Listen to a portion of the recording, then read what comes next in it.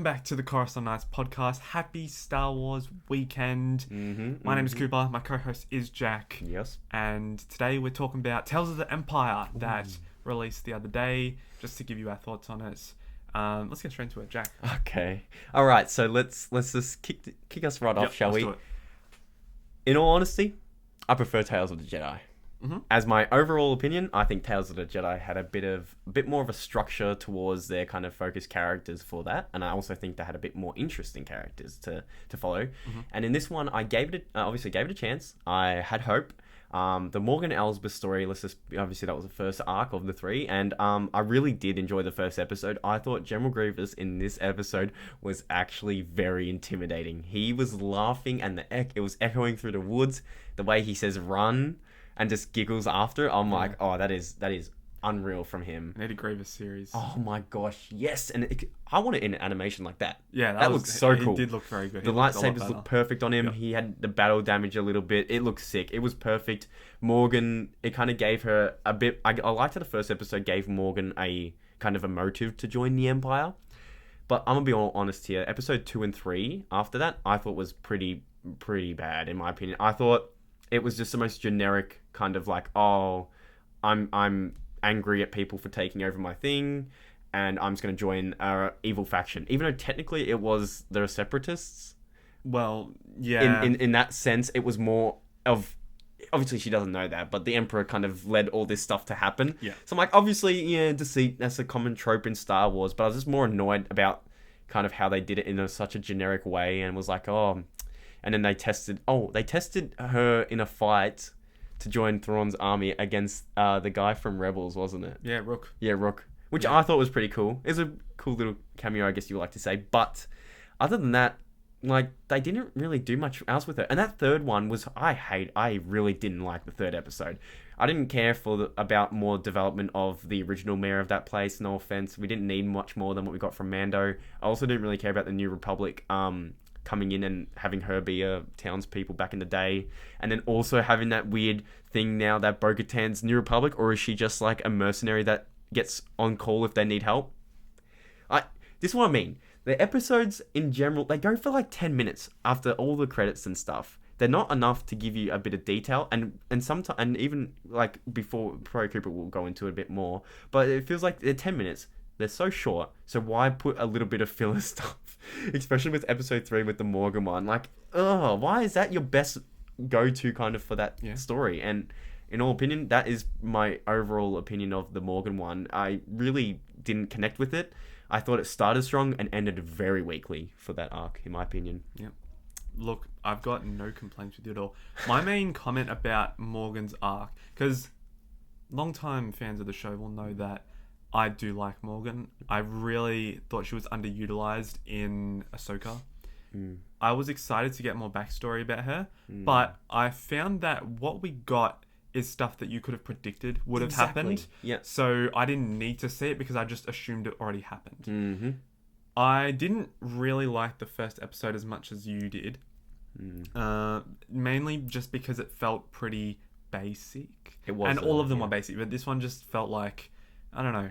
It didn't connect with me. Well, to be honest, taking out of Grievous and that whole start bit, the rest of that episode was pretty just... the Mountain Clan and stuff. Yeah, and then we get more Mountain Clan later in the next one. The second episode, which was the one where she's on Corvus, and which was the cameo episode, I thought that was my favourite episode of the entire show, because it had so many call forwards. I'm calling not callbacks, but call forwards. Rook was a really good surprise to get him. I also, and the fight like that they had seemed like it was a reasonable length, not like one of them just loses too easy. They didn't make Morgan seem like, I'm a powerful badass woman, you know. It was a fair fight. She should definitely beat him still. Yeah, I was happy with. It wasn't it wasn't weird for Rook to lose that. Yeah, but you see Rook in Rebels, and he's very strong against the rebels that he fights. Was the boat? No, that was episode 3. Thrawn, I thought, had a really commanding presence in this episode. I know he looked a bit odd. I actually liked him. I thought he looked good. Oh, okay. He looked younger. That's why. He looked like he had dye in his hair. Yeah. Also, I'm pretty sure it was the TIE Defender the it was. I The liked the plans. call forward to the TIE Defender. For That was Rebels. really, really cool. It just was a kind of So she's a creator of it. it was unnecessary backstory for stuff that Or we core didn't forwards, need. technically. Yeah, for stuff we future. didn't need to know about. So it was good to put some links together. Third episode, I didn't like at all. I really thought reading the description that we would find out how Morgan ended up in the custody of the New Republic. Mm-hmm. Just leaves me with more questions. Yep, literally. I don't understand. What are we meant to... And, yeah. it's like with the Sarge in Bad Batch. Are we gonna get another project with Morgan now to Mm. fill in? How did Like, she why do we get need more? there? Yeah, I don't know. It's Is that weird. set after Ahsoka Mhm. or is that set before Ahsoka? I just don't understand. Mm. Anyway, I liked bits of Morgan's arc. I thought I'll go into Barriss's in a bit, but yeah, overall not great. Probably like a 5 or a 6. I I'd give. was gonna say 5 for the Yeah. whole. I feel like it's probably better to give a ranking of all 3 Yeah. because it's kind of incomplete to give them individual because they're all tying into. Yeah, It's pretty one much. whole episode basically. Oh, can I just say quickly? Yeah. I really did enjoy the title progression. I did, yes. The path of fear, the Fear, path of anger, anger, the path of hate. hate. That was cool. Yeah. That was cool. Barriss. All right, let's get this underway. I was most excited for Barriss's story. I was also someone who was really interested to see how she worked within the Inquisitors and also with Darth. And you can probably see where I'm going with this already. He is such a useless cameo in this, like utterly useless. He just shows up, walks in, sits on a punky seat, and that's it. That's literally it. Like, why even put him in there? That's worse than like fan service because we underutilizing like an unreal character, and it doesn't even like it would have been a cool dynamic. I know I'm just skipping ahead a bit, but a cool dynamic for the 3rd episode of Barriss to see Darth walk in there and be like, wow, Barriss has betrayed me twice, once in the Jedi, now in being an Inquisitor. And he cleans her up because of, obviously his hate for Barriss originally, for Ahsoka maybe still, and for disobeying Inquisitor order. Perfect high end for her thing even. But instead they do this weird thing where she's like, oh, she's not really evil, which we all kind of assumed. I assumed she was not fully evil, but then joins evil because she kind of has to. And then, like, what happened? But I didn't expect her to become a... what's it called? A monk in the mountains. I didn't really assume that. I just thought she would go off and hide, kind of lay low. But yeah, I kind of knew that she wasn't going to stay with the Inquisitors. She kills her, one of her old friends, I guess you could say, like a colleague that she knew. And then she doesn't even want to, in the test to become the Inquisitor in the pit. Right, yeah. And then next episode, she's just like, I don't want to kill random innocent people. You just did that to that guy, basically. I'm just like, it doesn't make sense. The helmet that she had was pretty cool. But I also don't think it was a great idea to follow... I forgot... Lynn? I don't think it was a good idea to have her and kind of partner up with her because she's not a main Inquisitor. It would have been even cool to get more depth on an actual Inquisitor that we Grand Inquisitor. Yeah, Grand Inquisitor, and or even like Marek or the other dude, because I feel like we have more Lynn already of the other one compared to the other ones. Yep. So I don't know. Like, I really, out of all the episodes of Barriss, my favorite was... Oh, well, that's hard. It's either 1 or 2. Definitely not 3. I despise 3. 2 had Lynn and Jedi and all that kind of fight scenes and Lynn destroying the town and all that kind of stuff. But I also really liked the Inquisitorius, how it was getting built. I thought that was a really, really cool visual. And I liked kind of the stepping stones. And I did still like Vader's introduction. I thought he was going to be used later. But once again, the third one. Both have consistently had a really, in my opinion, horrific ending to the arc. You have her lead Lynn into the cave and she's toying with her, and then next minute she gets stabbed, and then it's like, oh, now Lynn feels bad for her when she probably shouldn't, because that's not really what they were going for with her. And now Barriss is dead. Let this just simmer for a little bit. Barriss is dead and we barely got any kind of answers. How long was the time skip between 2 and 3? Just more questions again.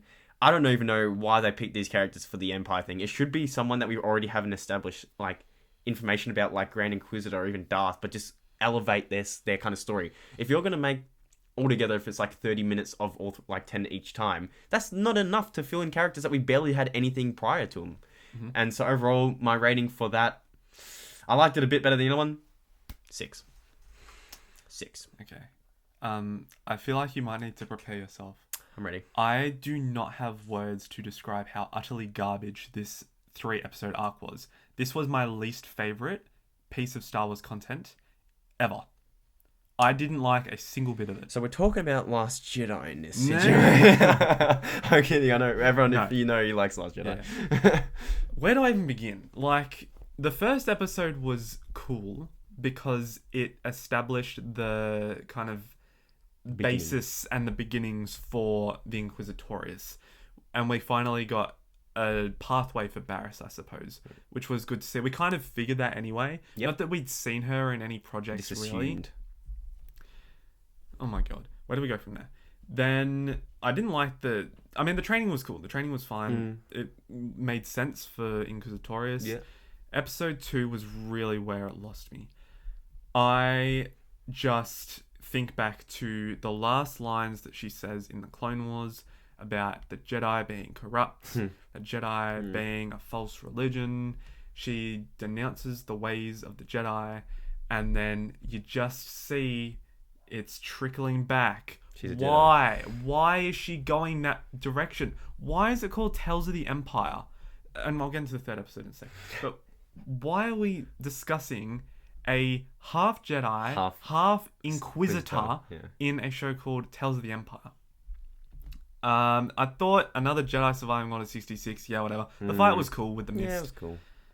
Episode 3 literally might be my least favorite ever. Honestly, that is probably the worst episode of animation project, in my opinion. I already didn't like the idea that Barriss had accepted the light side so easily and so quickly again. Especially, it just kind of ruins her character development in the first in Clone Wars. Iden Versio. Yeah, Can't have a bad guy stay bad. Yeah, but I feel like this is such a disservice to Barriss because she was such a staple character in the Clone Wars. True. Iden, you didn't know about Iden. True, yeah. Episode 3 was so bad. It reverted everything that had been done in the first 2 episodes and just didn't contribute anything to a character. I didn't hate... I don't hate Lynn being as an Inquisitor. I feel like okay to get some more of her, but didn't work in this arc, in my opinion. Barriss was just awful. It was cool to get the voice actress back for her, but I was sitting there rolling my eyes the entire time thinking, are you really taking Barriss this direction? Why are you making her good again when you've clearly established, when she was one of the most interesting Jedi, to see the flaws in the Jedi and just go, no, I'm going to just overthrow you, or I'm going to try to overthrow you guys because this just isn't correct. It's, it's just like, going back to what you said before, it's like, with Tales of the Empire, it would have been even better to get like a young Thrawn, like what we had with the Morgan bit, but just his arc, because then it would build him up even for season 2 of Ahsoka and everything. Like these 2 characters, even Morgan, she's not really an Imperial in the end. She's just doing this to gain power so she can get revenge on the people who ruined her witch cult, obviously, of the Night Sisters and stuff. But it's just like, I don't know, what they're not really, none of them are really pure Imperials. And I feel like they're really scared to give us just a little bit of anything of pure Imperials. Absolutely. I know it's Disney, Star Wars, but come on, give us some actual villain perspective instead of half-baked or not really pure evil. Yeah. And look, I feel like, at least with Morgan's arc, it was refreshing because there wasn't that heroic trait within her. Like, she was making selfish decisions. Whereas Barriss, it was your typical hero's journey. Go back to the light side, help people, heal people. And then die in the name of helping someone else.